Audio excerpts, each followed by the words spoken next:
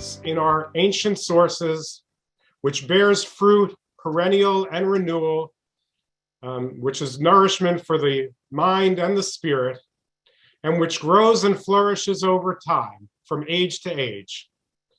Tu B'Shvat is an excellent example of the way Torah and Jewish traditions grow and develop over time. In the Bible, fruit trees, as the rabbi said, they're singled out in the laws of warfare, never to be destroyed, bal tashchit. Later, this becomes the basis for the overall obligation in Judaism to preserve resources and to protect the environment. Later in the Talmud, the 15th of Shvat, Tu B'Shvat, is the date chosen by the sages as the new year for trees, the beginning of the fiscal year for calculating the 10% tax or ma'aser on fruit.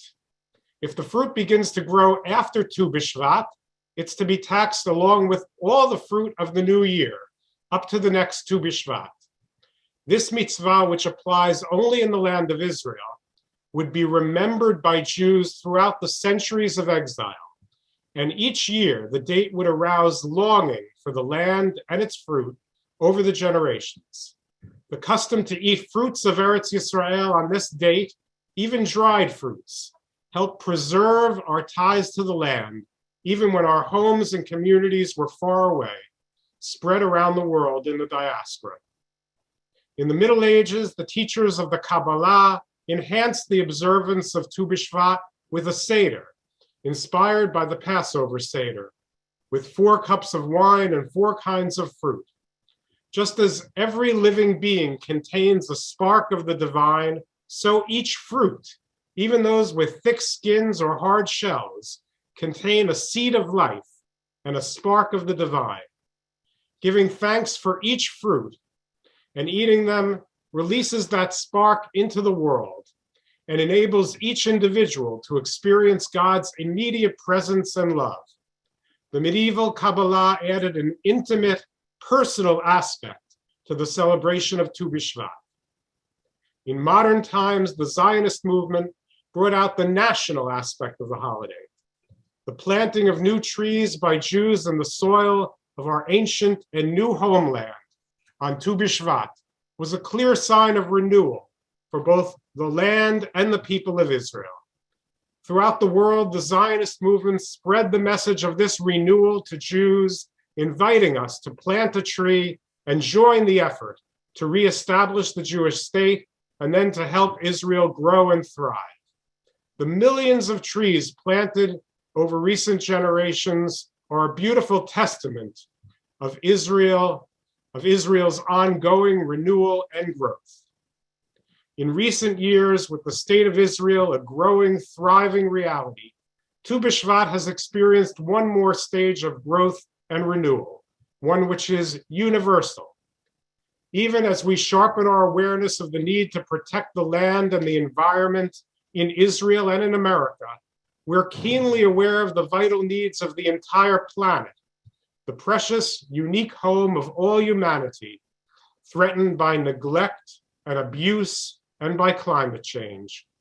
We now make Tu B'Shvat a day to learn about how we can fulfill the Torah's teaching addressed to all humanity, to Adam, placed in this world, according to Genesis, le'ovda u'lishomra, to work and protect the earth, to serve and preserve the earth in every way that we can. So this tree of life, as experienced on Tu B'Shvat, has continued to grow and thrive over the ages, growing new branches and fresh fruit, which have given personal, national, and universal significance to the celebration of Tu B'Shvat. Whichever aspect speaks to you most powerfully, I wish you an enriching and a happy holiday. Chag Tu B'Shvat Sameach. And now we welcome our old friend, Linda Krar, who's been so instrumental in bringing us this program. Shalom, Linda. I am so happy and really grateful to Rabbi Susan and Yehiel. And I just want to say a few words about Shenkar College before I introduce the speakers. Shenkar College is a public college in Ramat Gan. It serves the Israeli industry by providing academic qualification and research and development services for modern industries. Shenkar was established in 1970 with the goal of serving Israeli industry. The college is named after Aryeh Shenkar. Sadly, he never actually lived to see a college named for him, but he was the founder and president of the Manufacturers Association of Israel and is considered a pioneer in the Israeli textile industry. And Shenkar has 3 faculties: multidisciplinary art, design, and engineering. Led by President Shezaf Rafaeli, who's an expert in computer science and human behavior, International Chair Orit Efrati in Israel, and Shenkar Friends Chair Susan Pernick in New York.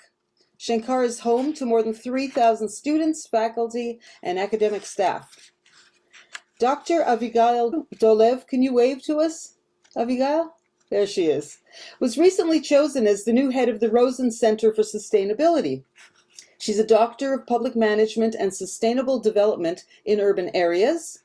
She led the Haifa District's urban environmental planning on behalf of the Society for the Protection of Nature in Israel, and then managed the Green Building Standard at the Standards Institution of Israel, among her many stellar accomplishments. And architect Yehoshua Gutman is the head of the Department of Interior Building and Environmental Design. He's an architect and a graduate of the Advanced Architectural Design program at Columbia University. Yehoshua Gutman has 20 years of academic teaching experience in Israel and abroad. And, oh, there he is. Hi, Yehoshua. Wave at everybody. Give us a wave. I'm just getting so set up. It's a privilege and an honor to present these remarkable individuals who are so happy to share their presentation with us today. Hello, everybody. Nice to meet you, and I'm glad to be here. So I will share the presentation. I am Avigail Dolev, and I am the head of Rozen Center for Sustainability.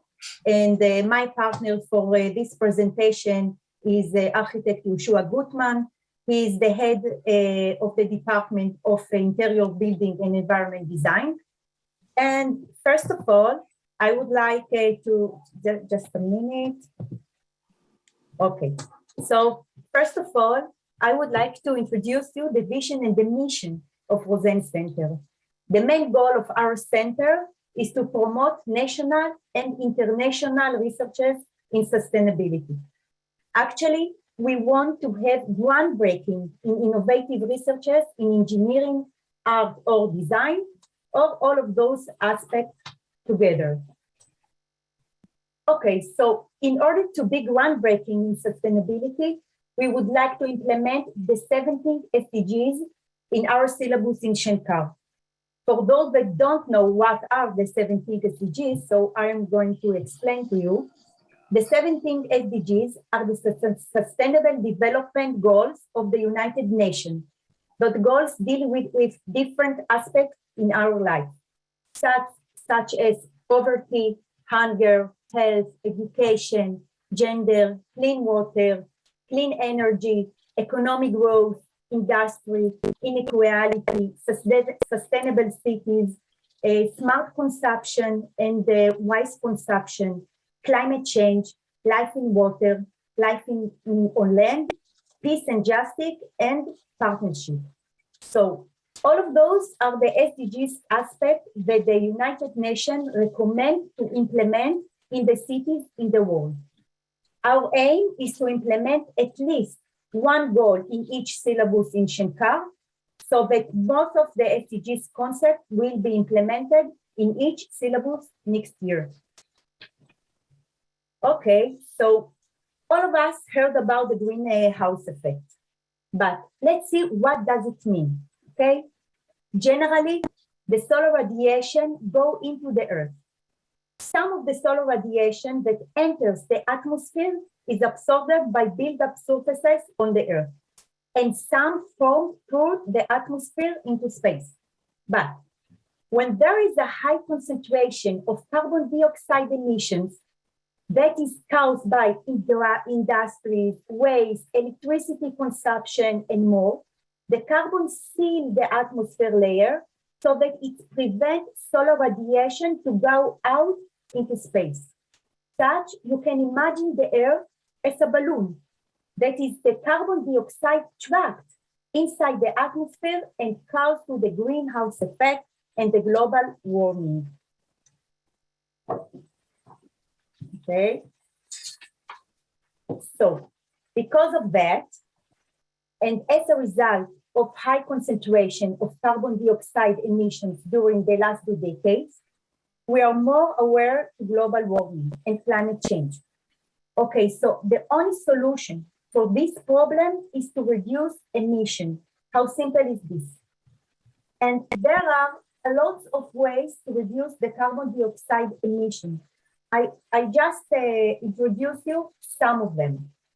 Okay, so pollution-free in industry, minimize waste, accurate consumption, using less fuel, reducing burning fuel, urban design, open spaces in the city, and I will focus on this subject, carbon dioxide management. So when we are talking about urban design and open spaces, there is another phenomenon that we have to deal with. It is called urban heat island. The urban heat island caused the rise of 2 degrees Celsius more in the city center than the outskirts of the city. Why does it happen? Because we have in the center of the city more industrial pollution, traffic emission, waste, extensive use of electricity. All of those rise the temperature in the city. If you remember what I said before about the greenhouse effect, the more carbon dioxide emission into the atmosphere, the higher temperature in the city. So what is the connection between urban heat islands and open spaces? Okay, so open spaces reduce the concentration of carbon dioxide in the air by emission of oxygen, by the photosynthesis process. All of us know that. So we need to design open spaces wherever there is residential area or industrial regions. It doesn't matter how, by sidewalks, trees, parks, playgrounds, tree avenues, and the like. By open spaces, we can reduce the greenhouse effect and reduce the urban heat island, and of course, to deal with the climate change. So now, architect Yehoshua Gutman will continue. As I said before, he's the head of the Department of Interior Building and Environment Design, and he will present student project that won in Rozen Prize of Sustainability last year. So, Yehoshua, go ahead. I'll just say that the department is dealing with all kinds of environmental questions, come from architectural backgrounds, a lot of us, and the students are learning different kind of design of space, whether it's interior or architecture or environment. We do a lot of collaborations with the industry and with other academics. As you can see here, this is some kind of a pop-up in some of the parks in Tel Aviv, which work with vertical fields. We are trying to understand, basically we are doing more or less the opposite of what you were talking about, what Rabbi El-Kotzi was talking about, because you were talking about preserving the nature. But what we are trying to do is kind of reproduce nature in the city. So in a way, it's a kind of a reverse engineering of the city when you bring back nature into the city. So the students are trying to understand, you can see that people are actually sowing oranges or drawing all kinds of vegetations. This student who won the Rozen Prize last year, she was doing this kind of cool islands in the city, which means she was developing a system and a tool and also a kind of a fabrication. So you can see the kind of pink stuff that is a kind of texturalized a material that you can kind of spread in the city and let vegetations or trees or flowers or other stuff or even vegetables to grow within it to collect the water. They are doing it, as you can see on the left upper part of the screen. It's not kind of a random organization of the material of the pink fabric is something that is controlled by a parametric design tool. So all the angles, all the proximities between the rods are kind of calculated. Then you can spread it wherever you want and kind of replace surfaces in the city with the soft surfaces and then grow stuff out of it. The next project in the city called landfill to lands, which means there are a lot of buildings in the city, but there are a lot of areas in between the buildings. It's a kind of the same idea of kind of reproducing or bringing nature back into the city. In this case, it's about a much larger scale, but the idea is that the project, yes, there it is. So maybe we can let it run for a second and I'll be quiet. And you can just watch the process of the students, how they grow it, how they develop growing stuff. And the last project is dealing with something that is very important today in the cities, kind of organization of water. What happens with water nowadays, especially in a dense country like Israel, which is actually one of the densest countries in the world, is that the water has no place to go anymore. Water needs to go into the ground. Water needs to drain somewhere. As much as we see more and more buildings in the world, and the world is going to be more and more built, the water will have nowhere to go, and we will have more and more floods. So what do we do with that? How do, again, we create kind of surfaces or 3D surfaces in the ground that will recollect the water and use the water in a different way? Let some of the water go down into the ground, which it was supposed to do, or navigate the water into other efficient places that we need it for drainage or for watering flowers, etc. So we can see the system those students develop. They develop this kind of, again, with all kind of very sophisticated parametric design tools. They develop this kind of system of how to redirect the water in the city. And that's it, more or less. I was trying to be very brief, but we're open to questions if you want. So the question is, what about vertical gardens? Are these helpful for cooling and retention of moisture? I've seen them in the Netherlands. That's from Linda. And the next question. So I see one question in the chat. Okay, there's two. Where does the water go and how does it get there? So if I understand correctly, it's what happens in nature or what happens in built environment. So in nature, when it rains, the water goes down into all kind of storage places underwater. And then when we kind of bring water and reuse water, or so we get it from reservoirs that a lot of them are underground, not all of them are on the ground. In built environment, the water is just drained from roof, from porches, from sidewalks, from streets, and they go back to the drainage. And then they go into the draining system, which is not good because it's drying the underneath reservoirs underground. So we need those kind of reservoirs to be refilled. And then when the water has nowhere to go because the drainage system cannot absorb them, so we get floods. So we need to create a lot of soft surfaces in the city. We cannot allow anymore to have all these hard surfaces from stone or paving, etc. We need to have more and more soft surfaces in order to absorb water. Second question was, what about the vertical garden? So the company that we are actually collaborating with, they called Vertical Fields. They even built a kind of a nice vertical wall on our entrance to the department.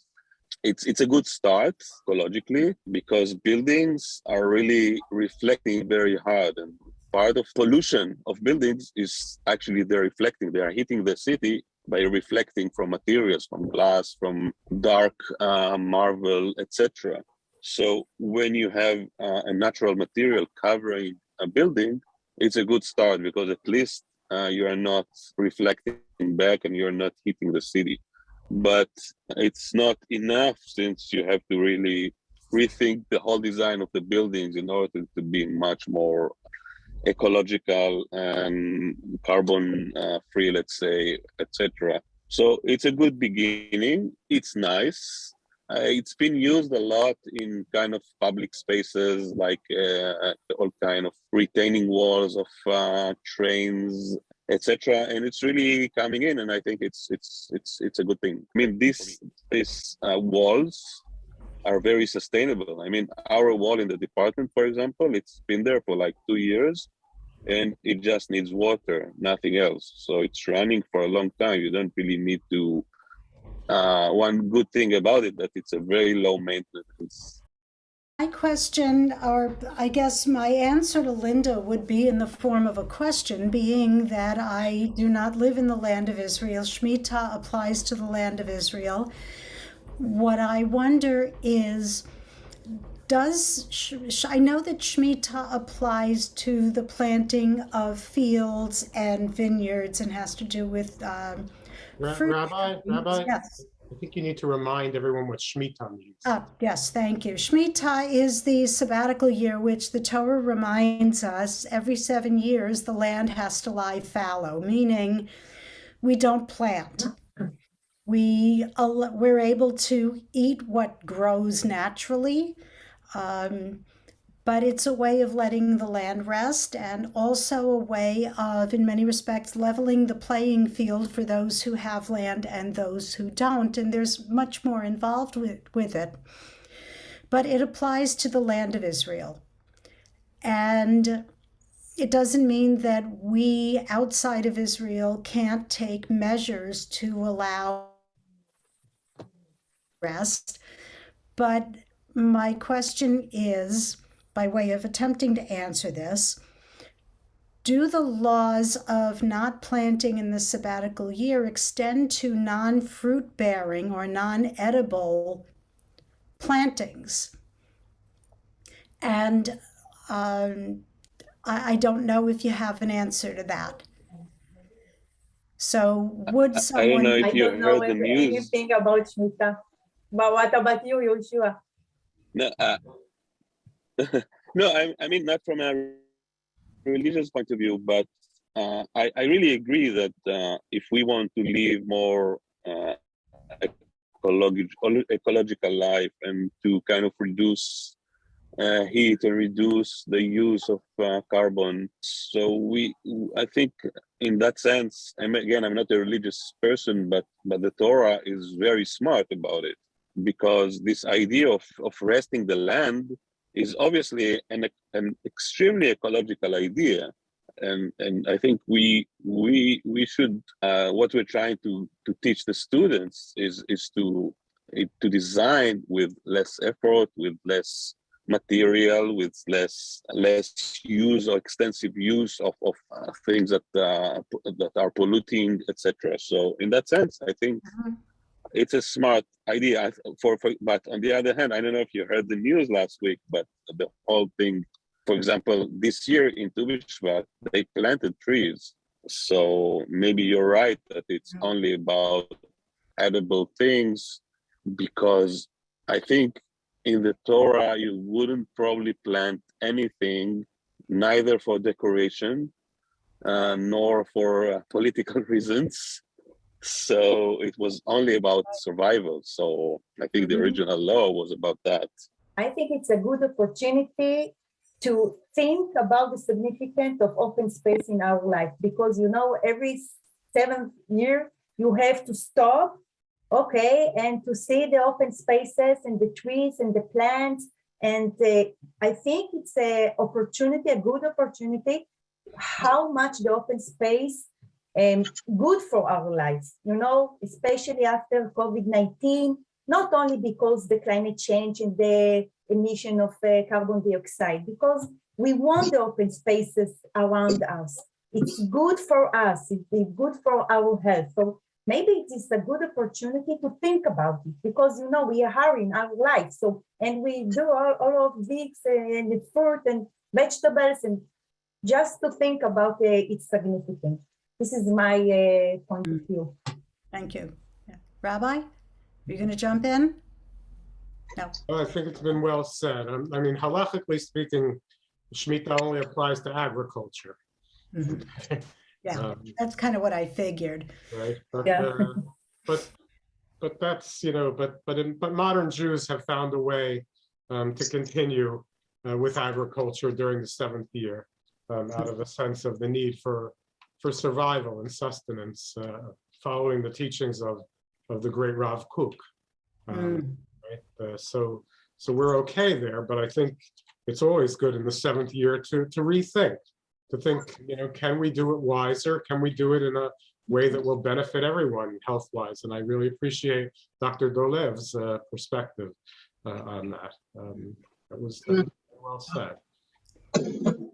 And something that I thought of with Linda's question about vertical gardens, long before anybody thought about climate change or climate, the idea that we have these buildings that are hundreds of years old that are covered with ivy, and I'm guessing you don't actually have that in Israel. Maybe there are areas that you do, but perhaps that's nature's way of handling some of this by forcing that to grow up and perhaps mitigate and cause the transfer of carbon dioxide and oxygen.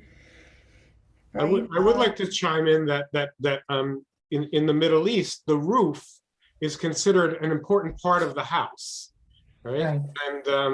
And I know that lots of people in Israel are now using the roof of their apartment buildings and private homes for growing, right? I have relatives who have beautiful vegetable gardens on their roofs, and I would be happy to hear if if architect Gutman, how he feels about that use of urban space. First of all, I encourage all of you to search online images from Chernobyl. What happened in Chernobyl, everybody knows about the nuclear that erupted there in the 80s. And what happens today that people, for like 30 or 40 years, nobody went there. It was too radiated to go there. But now people start to go there and they see, and you can see images, like amazing images, that nature is really grew up on the city. So it's really crazy. I think, yes, if nature will kind of grow on cities, I think this is part of the solution.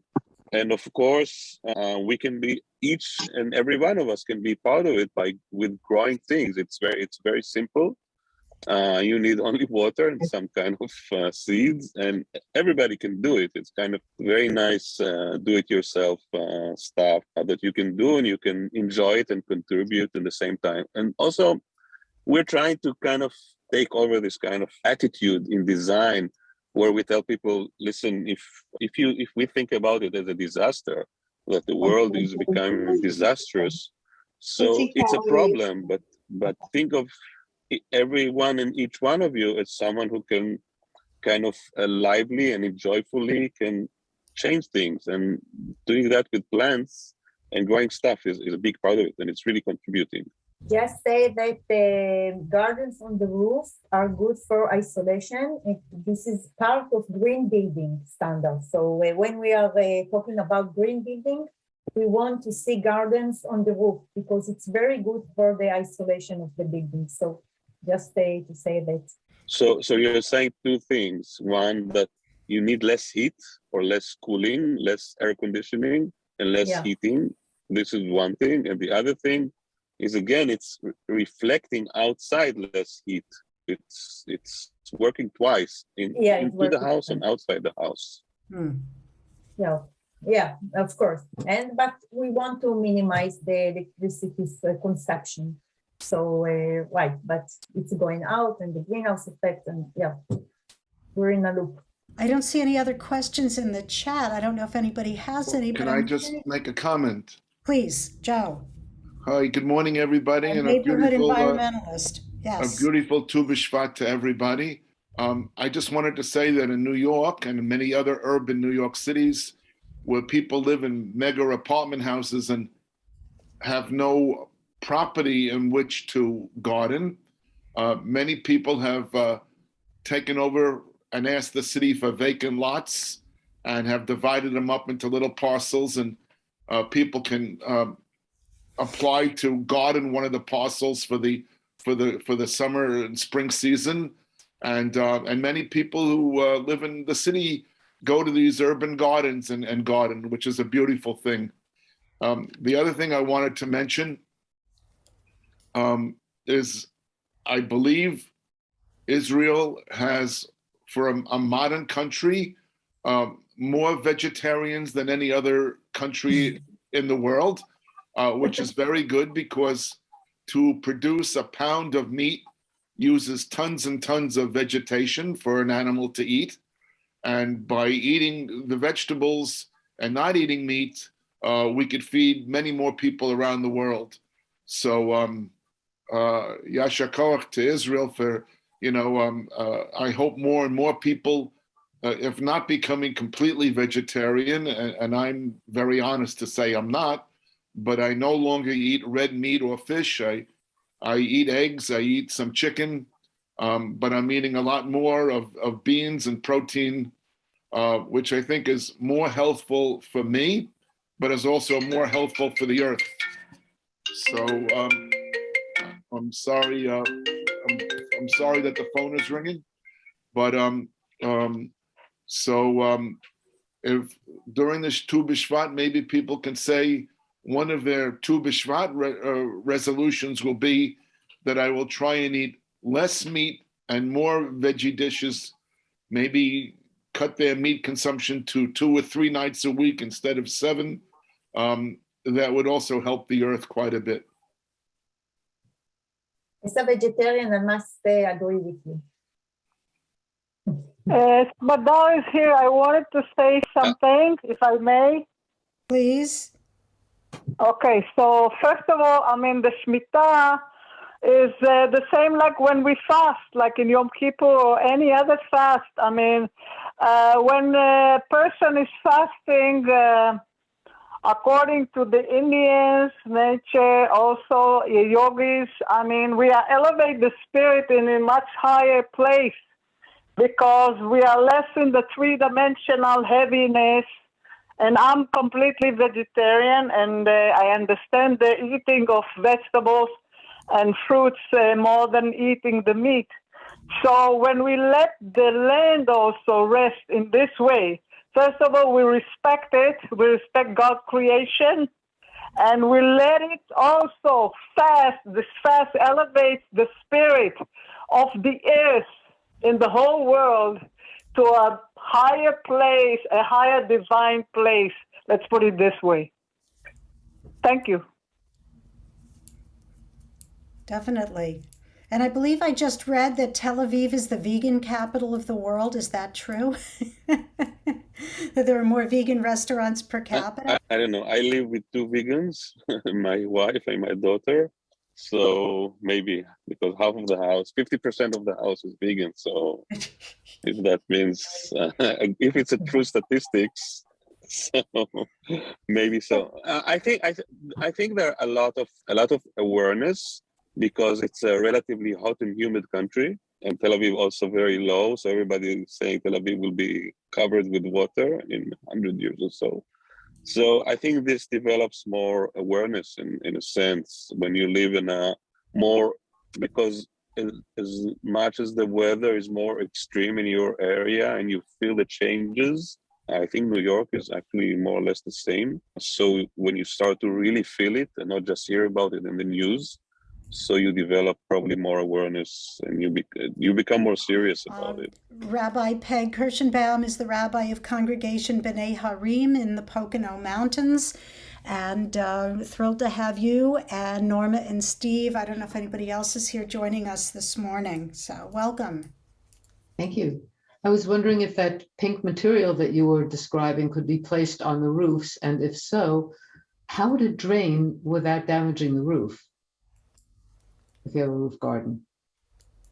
Okay, so if it's obviously if it stands on the roof, so you will need another layer of isolation, and you will need to drain the water artificial way.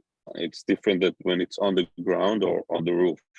It should be a different system. Anyway, all of our roofs are either pitched or insulated in all of our houses. So because if they are pitched, so the water can go down. And if they are flat, you must insulate the roof, and then you drain it, kind of drain the water to a specific point, and then you drain it down back to the roof, back to the street, or back to the drainage system of the city. And so if you place all kind of, not just this kind of pink stuff, but anything you put on the roof, you have to drain it somehow. The leftover of the water. Anything you do on the roof has to be drained somehow. Sure. So I'm wondering if the government has been thinking about subsidizing use of this type of technology on the roofs of buildings and houses and places like that. I know that where I used to live, the government was subsidizing solar panels. So all of the roofs in the area were getting, the flat roofs anyhow, were getting solar panels. What about this type of material with things growing out of it, of course? So there's a law like anywhere else, but it's not subsidized, unfortunately. Any new master plan you develop or you submit must be under this law, but it's not subsidized, and therefore we are really behind in that sense. Thank you. Thank you. I would like to thank Dr. Dolev, architect Gutman, the rabbis for being here. We have to end our program with song. And as you know, I always say the short history of every Jewish holiday is they tried to kill us, we won, let's eat. We can add let's sing, because we have songs for everything. And in addition to having met Linda a few years ago when we had, 2 years ago when we had the program, I happened to be on a Zoom from the Jerusalem Cafe, a folk and blues evening that our dear friend Stuart Marcus from Gathering Time was playing in, and lo and behold, there was Linda. So we reconnected and we have stayed in touch, and Linda is a phenomenal musician, and she's going to lead us in some of the favorites and some other songs. And Linda, can you reshare the link to the lyrics in case people want to join? And I'm going to spotlight you. Hang on a second, and I'm going to get rid of. Do do do do do do do do do do do do do do do do do. היו כאן פעם שקמים, חולות מסביב וגם נוף. העיר תל אביב של אותם הימים, הייתה בית בודד על החוף. ויש לפעמים נערכו ישיבות, מתחת שקמים אז בצל. וליד העצים צחקו הבנות, ואמנו בזמרה ההלל. כן, זהו, זה גן השקמים. היו אז כאלה, אז בימים. כן, זהו, זה גן השקמים. היו גם כאלה, אז בימים. צדיק כתמר יפרח יפרח, צדיק כתמר יפרח, צדיק כתמר יפרח יפרח, צדיק כתמר יפרח, כארז בלבנון יזכה, כארז בלבנון יזכה, כארז בלבנון יזכה יזכה, כארז בלבנון יזכה, כארז בלבנון יזכה, כארז בלבנון יזכה יזכה. צדיק כתמר יפרח יפרח, צדיק כתמר יפרח, צדיק כתמר יפרח יפרח, צדיק כתמר יפרח, כארז בלבנון יזכה, כארז בלבנון יזכה, כארז בלבנון יזכה יזכה. כארז בלבנון יזכה, כארז בלבנון יזכה, כארז בלבנון יזכה יזכה. עץ חיים היא למחזיקים בה ותומכיה מאושר. עץ חיים היא למחזיקים בה ותומכיה מאושר. דרכיה דרכי נועם בכל נתיבותיה שלום. דרכיה דרכי נועם בכל נתיבותיה שלום. דרכיה דרכי נועם בכל נתיבותיה שלום. דרכיה דרכי נועם בכל נתיבותיה שלום. עץ חיים היא למחזיקים בה ותומכיה מאושר. עץ חיים היא למחזיקים בה ותומכיה מאושר. דרכיה דרכי נועם בכל נתיבותיה שלום. דרכיה דרכי נועם בכל נתיבותיה שלום. In dem Beis Hamikdash, in a winkel heider, setzt die Almone Bossian allein. Ihr ben Jochdol Yirle, wiegt sie Keseder, und singt ihm zum Schlafen a Liederle Schein.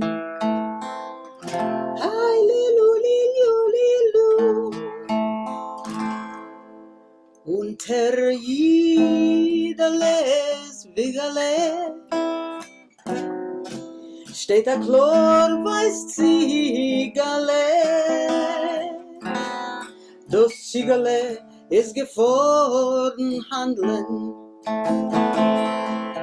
Das wird sein dein Beruf. Rozinkes mit Mandeln. Schlaf, Shehidale, schlaf. Rabbi Yehiel, Dr. Dolev, any closing thoughts before we wind this up? So I want to thank you, Linda, for bringing Avigail and Yehoshua to us today for an amazingly informative and fascinating program. God willing, we'll be able to look at another congregational trip in the next, I don't know, please God, right? Metz Hashem. And it would be amazing to be able to visit Shenkar College and see what's happening. And one of the 17 pillars of the United Nations that Abigail mentioned is social justice. And I don't want to let this go by without acknowledging that tomorrow is Dr. Martin Luther King Jr. Day, which is observed as a federal holiday here in the United States. Dr. King was very much informed in his activism and in his work in the civil rights movement by Torah, by Nevi'im. It's always cool when I'm reading, I forget which Haftarah, but I believe it's from 2nd Isaiah, which he quotes in his I Have a Dream speech. And that we, in addition to caring for our planet and our surroundings, need to continue to up our game in caring for each other, for reducing the disparities between those who have and those who don't, making clean air, clean water, nutritious food accessible to all, and as the Torah says, V'ahavta l'reacha kamocha. Love the other, love your neighbor as yourself. That starts with loving ourselves and believing that we have a place in this world, as does everyone else. We are all God's creations. Thank you again. And Linda put her email in the chat. If you miss it, please feel free to email me if you have questions, if you want to know more. So thank you everybody for being here, and for Rabbi Yehiel for being my partner in programming. And I wish you a Tu B'Shvat Sameach and a meaningful Martin Luther King weekend.